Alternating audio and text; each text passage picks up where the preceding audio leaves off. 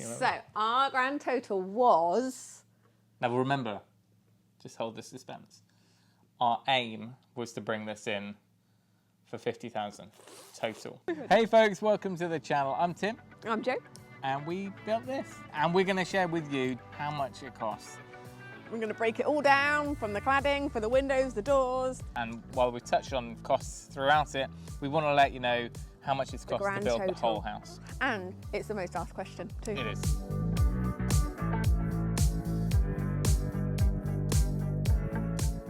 Okay, a little bit of background. So this is our family home for now. We're living in here while we gear up to start our big house build, which is the barn conversion behind the camera. That's for another day, for another year, for another several years.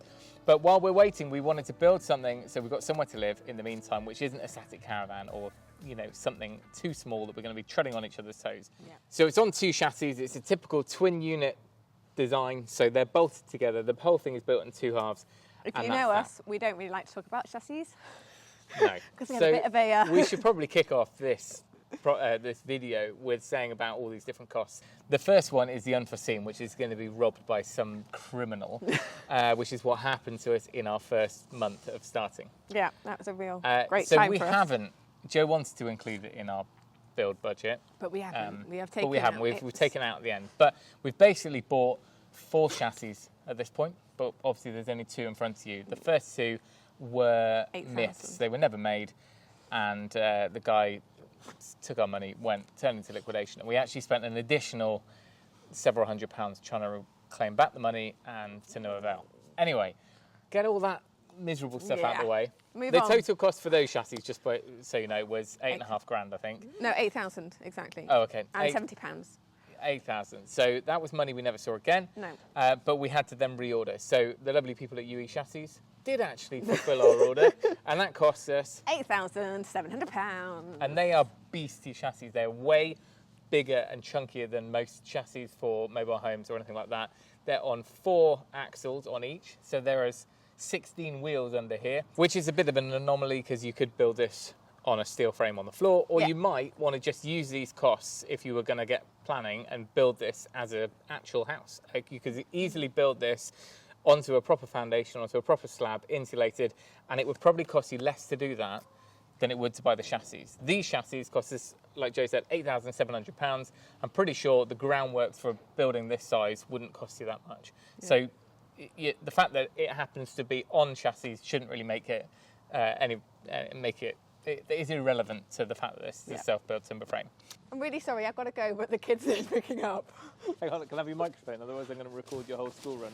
Right, while Jo zooms off and does the school run, I'll talk to you about the nitty-gritty of how we built this. So the first things first is it's a timber frame build. We built it piece by piece here, so there's no kind of prefab element to it. We did look at doing it with SIPs, and we did look at, we could have got a timber frame company to frame up all the units, or the panels at least.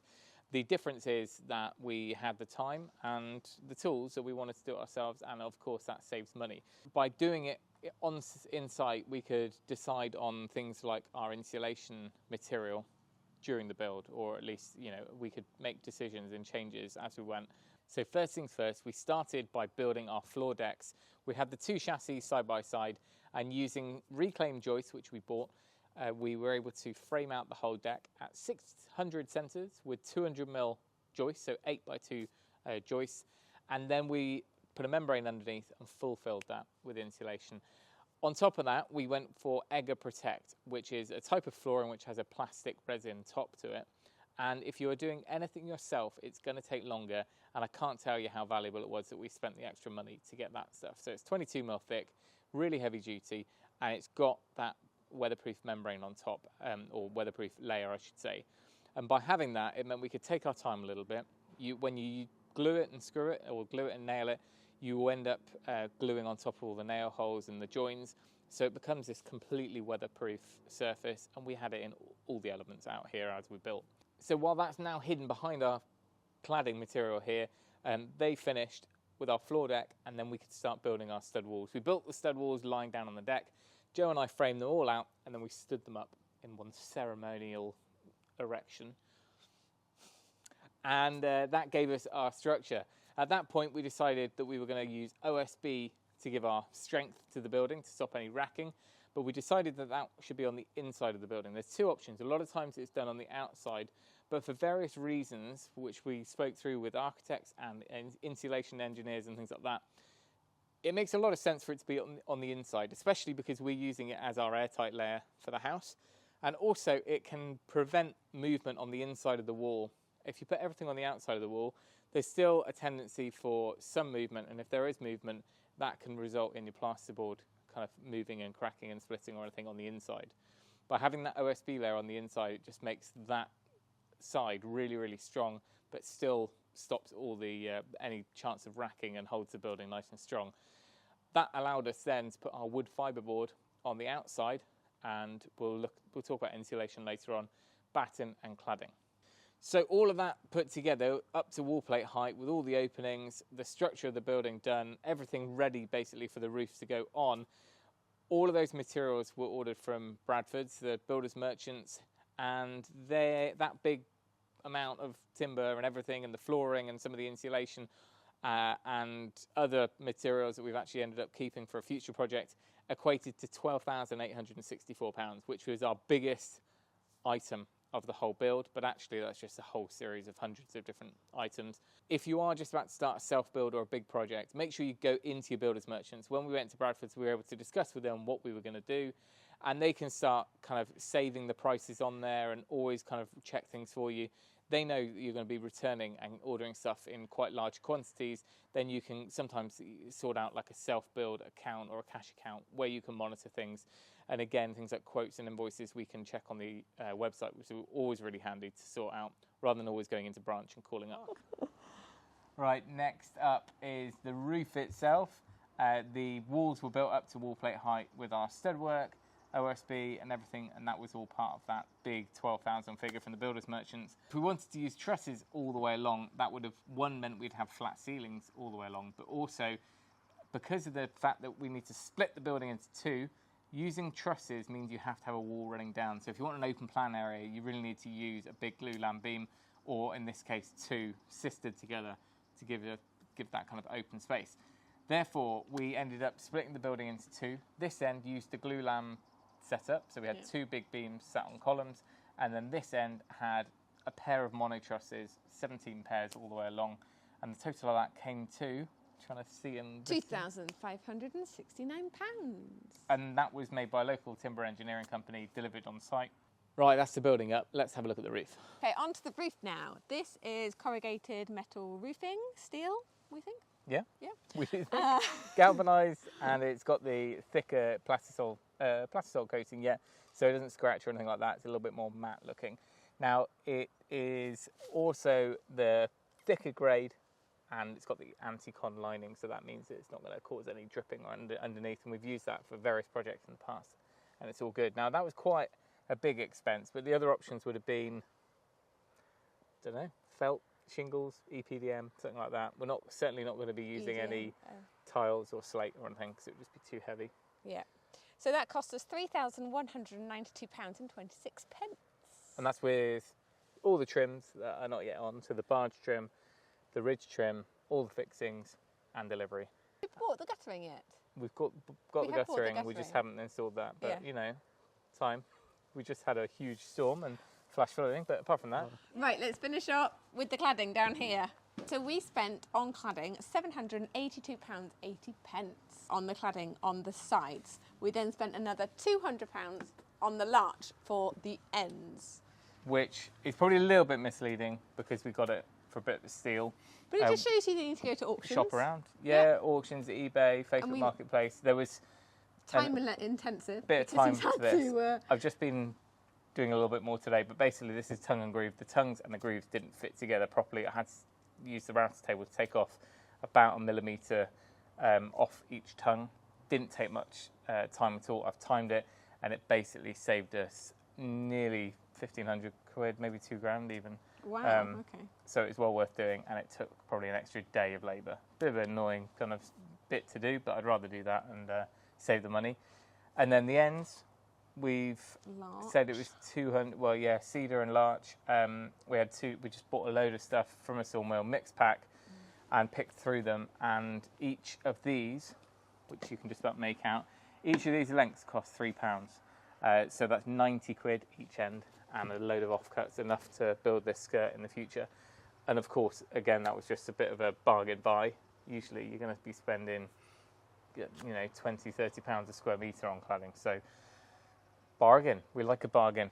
Okay, it's getting a bit chilly out here, so we're going to head inside and take a look at the inside costs. Yeah. We're inside now and we are nice and warm because we've got insulation.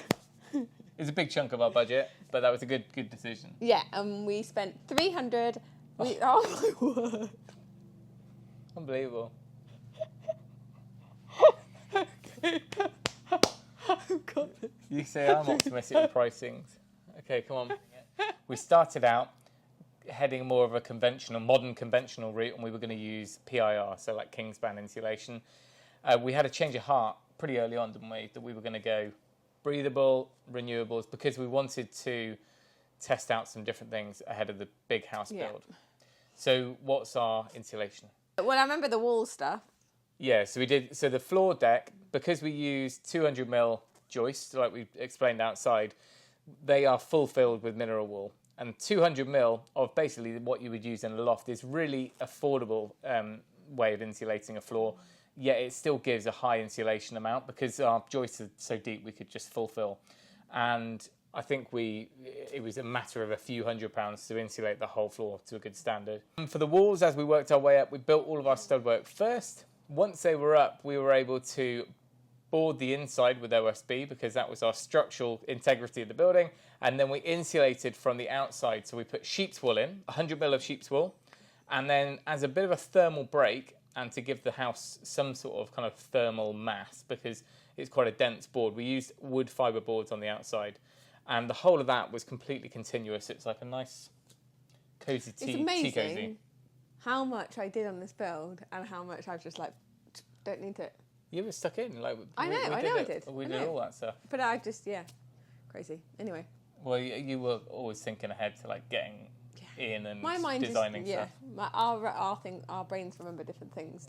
Every week I have to tell Tim that the girls' swimming lessons are on a Tuesday. Every week. And then as we move up to the roof, we had different insulations again up there. So in this bit here, which is just a pitched, open, vaulted ceiling, we had to use PIR because of the roof heights and the fact that our rafters were only so deep. So we've used PIR in here, and there was 100mm between and 50mm under.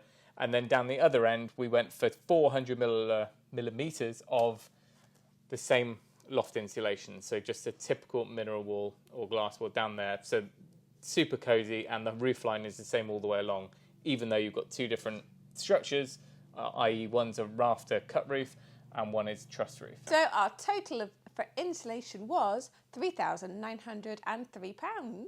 Which is 80 pence. A hefty bit of our budget, but it's money well spent. And another little bit in there is the Gapo tape. Yeah.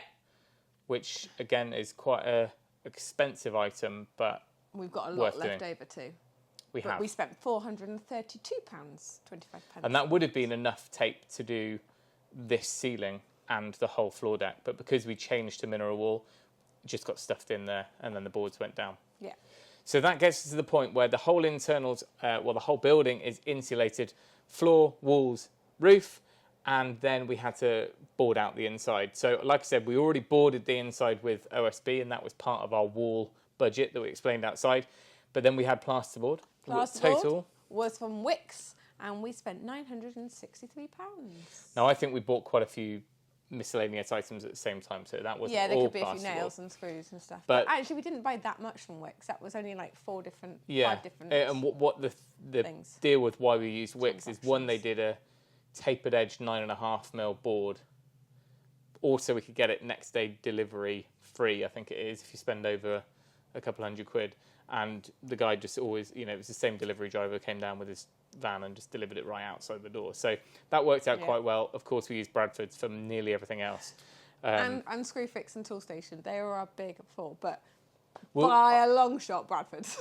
Yeah, I think we'll come to that total for all the stuff you never think about, which is normally the Screwfix, Toolstation, hardware shops at the end, because that's probably one of the bits we probably didn't think about earlier on in the build. So next up, we've got windows and doors.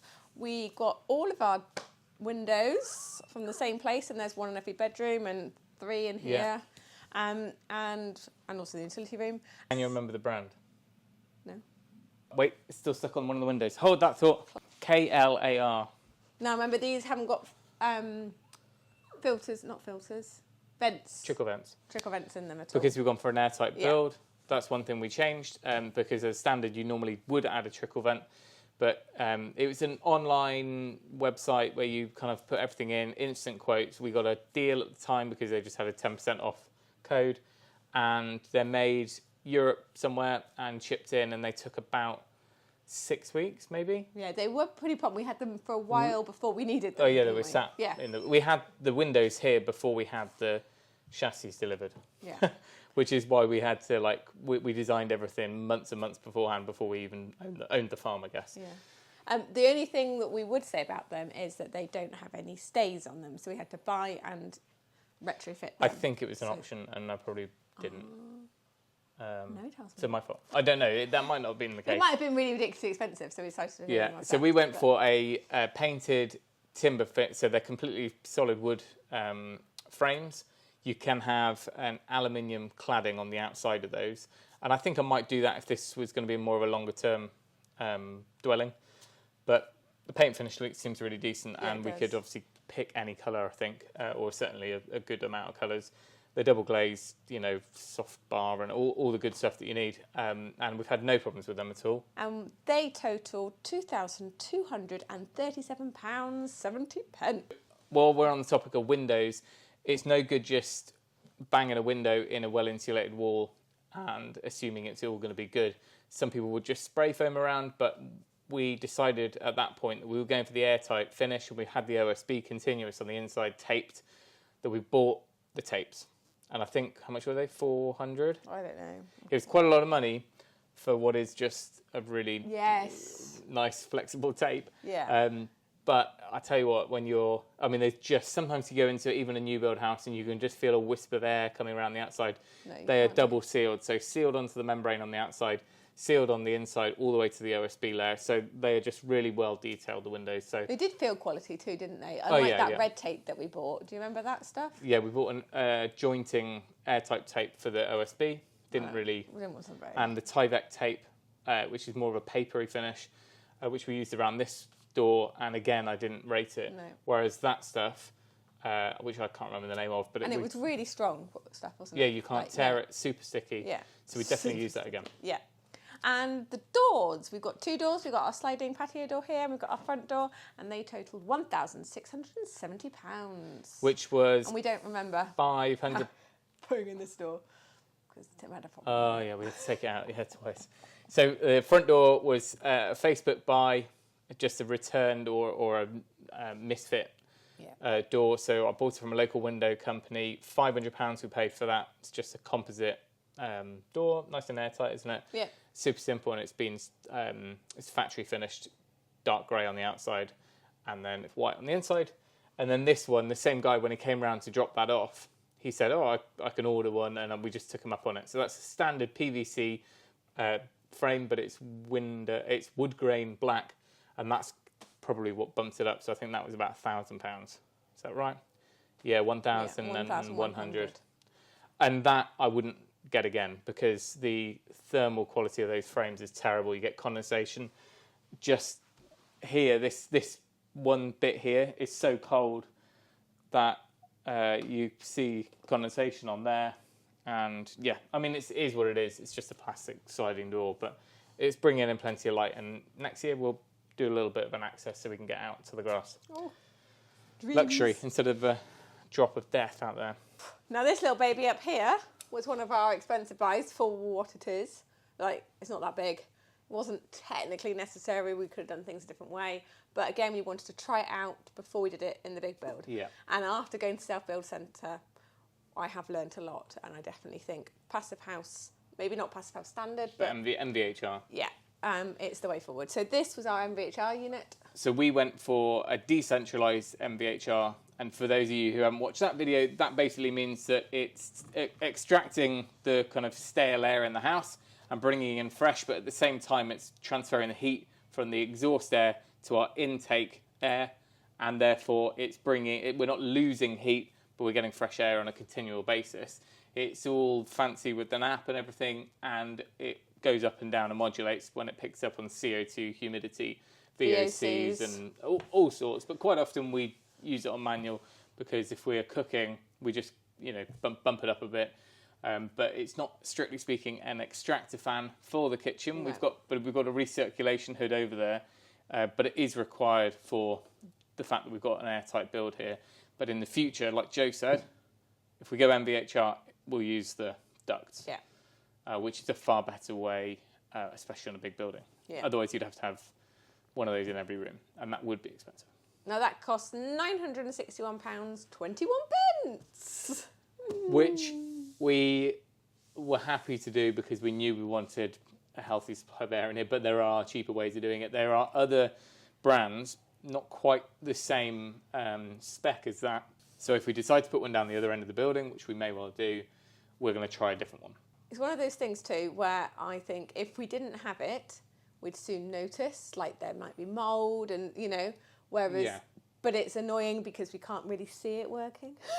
Do you know what I mean? It's annoying. It's a non-glamorous thing. Yes, exactly. But I think we'd notice it if it wasn't there. It's a bit like spending loads of money on a really fancy plant room because no one enjoys it apart from yourself. You do enjoy it, just like not, You enjoy it. You enjoy the result of it. Yes, exactly. So we don't touch electrics. Nope. We help, we support, but James and his lovely team come and do it all for us. There's certain things that you can do and you could muddle through, but it's just nice to know that things are done properly, and the speed at which a professional works and the fact that they can think 4 steps ahead, it's just invaluable.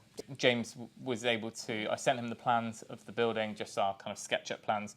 He was able to come up with an idea of how we could wire, because obviously we're in 2 separate buildings here. He's wired them, so it's only 3 or 4 behind the fridge. There's 3 or 4 plugs which basically connect the circuits on that side to everything on this side. Most of the heavy duty stuff is on this side, and the circuit boards on this side. Consumer unit, so it's really clever.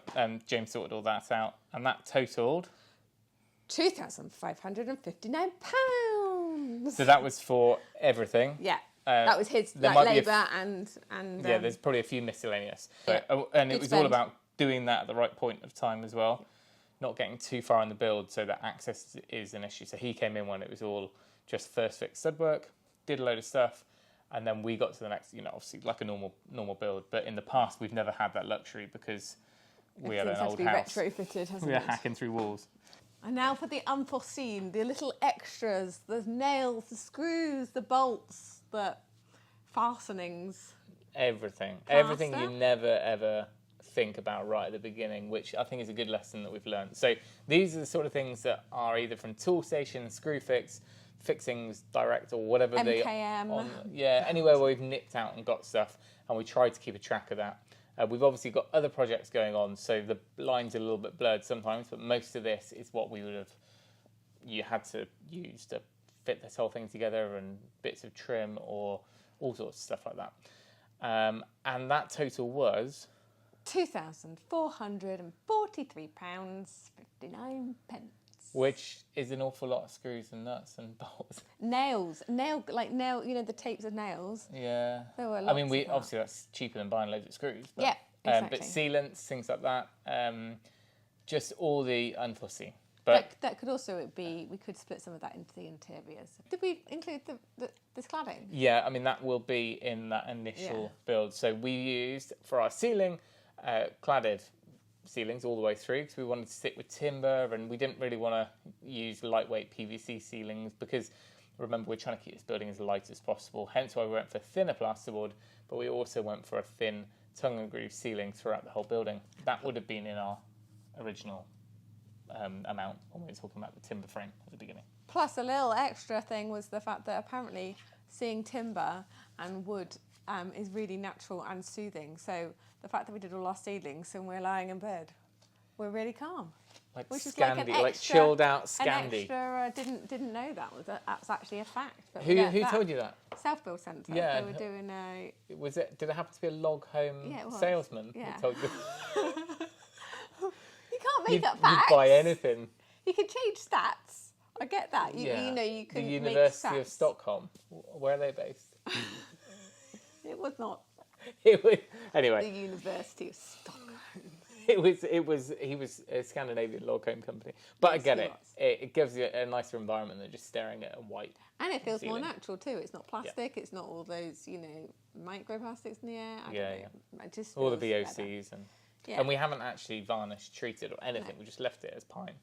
You know? So our grand total was Now remember, just hold the suspense. Our aim was to bring this in for 50,000 total. no. Let's not tell a lie. Tim's first aim was 30,000.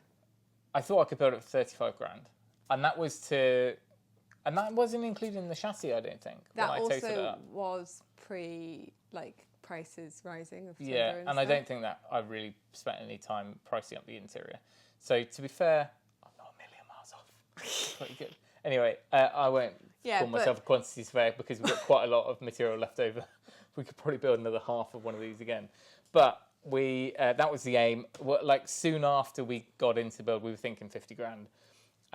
So to get us to this point, which really is the whole building finished, that includes Not all the livable. insulation. No, not livable, but minor details. But everything as far as, you know, all the wiring done, all the glazing in, the internal walls all done, finished. So basically none of the interior painting finishes. No toilet, shower, sink. No, but you know, I wanted to say, we wanted to split the video up because at that point, everyone needs to get to this point in this video, Yeah. really. You could choose different insulations and things, and that would impact your price, and we could definitely do this building cheaper because we wouldn't have spent a fortune on sheep's wool and wood fibre.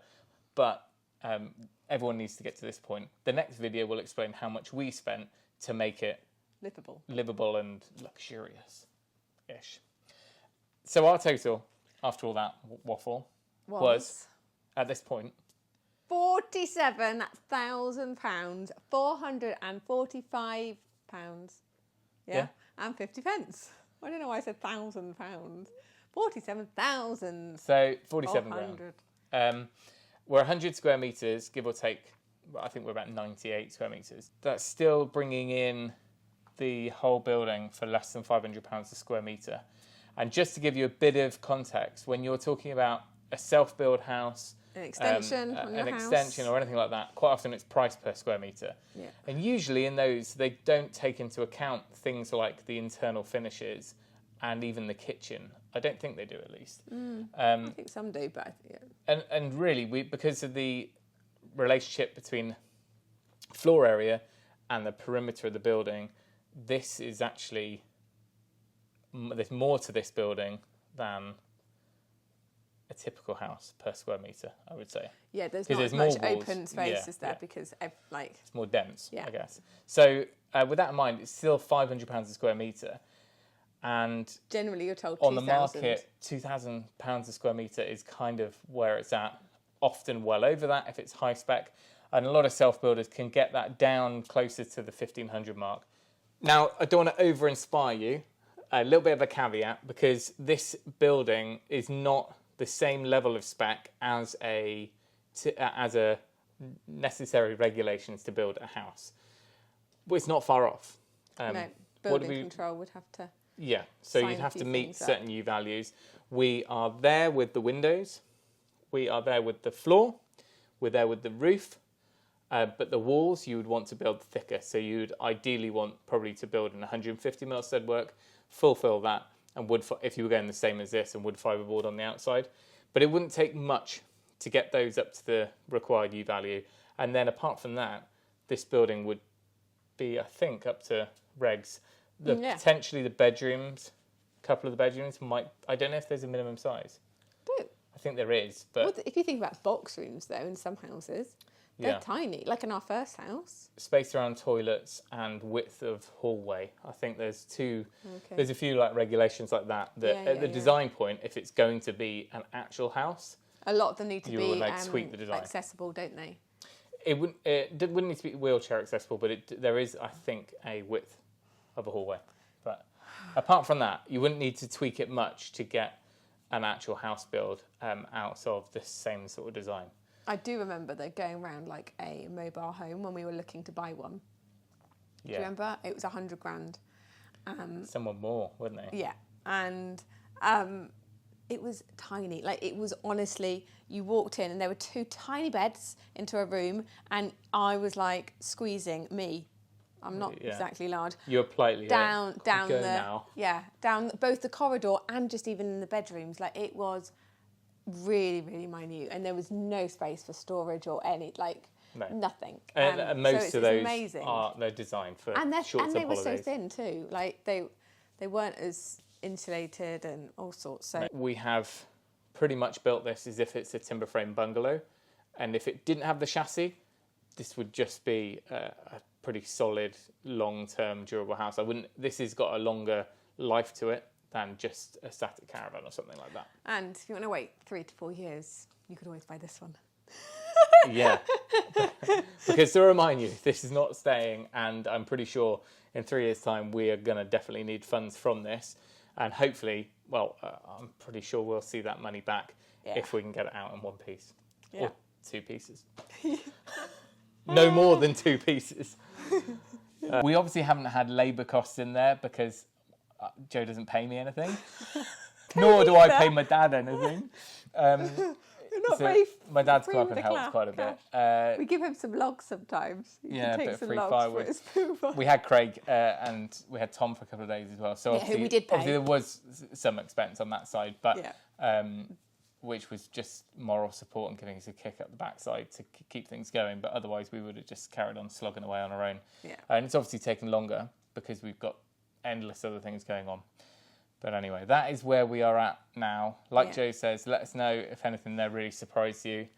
And maybe in the next video, we'll surprise you again because there was still quite a bit of money to spend to get it to this point.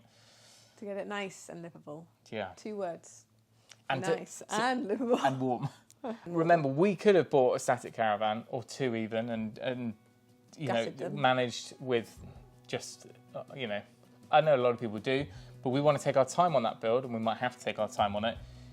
So we don't really want to be regretting, kind of, I don't want to say suffering through, but no, you want to be comfortable, and we're definitely comfortable in here. We don't want to be trying to get out of this. That's like... And it's the most... And rushing that build. Yeah, I was going to say, that is the most common thing that people who we talk to who've done self-builds or barn conversions, they're always saying, I wish I'd done something better for the accommodation, whether that's renting for too long or just suffering too many winters in a static caravan. And we're going to have to take our time on the big build. So and this is our children's childhood too. Like, that was one of the big things. I wanted them to enjoy it. And they've all got their own rooms and stuff. They would, we'd be kind of trampling on each other's toes. We can invite people here, and it won't feel like our friends and family. Yeah. And it won't feel like... And to be proud of where you live is good as well. So good for morale. Keeps us going. It's somewhere to retreat to when you stink of sheep muck in the evening. I think it's crucial. In the next video, we will probably end up doing a few more Q&As. So if you've got any more questions, maybe on stuff you've seen in this video, then leave them down in the comments and we will try and answer them when we shoot the next one, which we'll film it tomorrow. You've done all the sums already. Mm-hmm. We finally worked through this spreadsheet of what things are costing. Okay, right, remember, if you can, do it yourself, and we'll see you next time. Thank you. See you next time. Right, let's go. See you in a minute. Outside to do the intro. Yeah.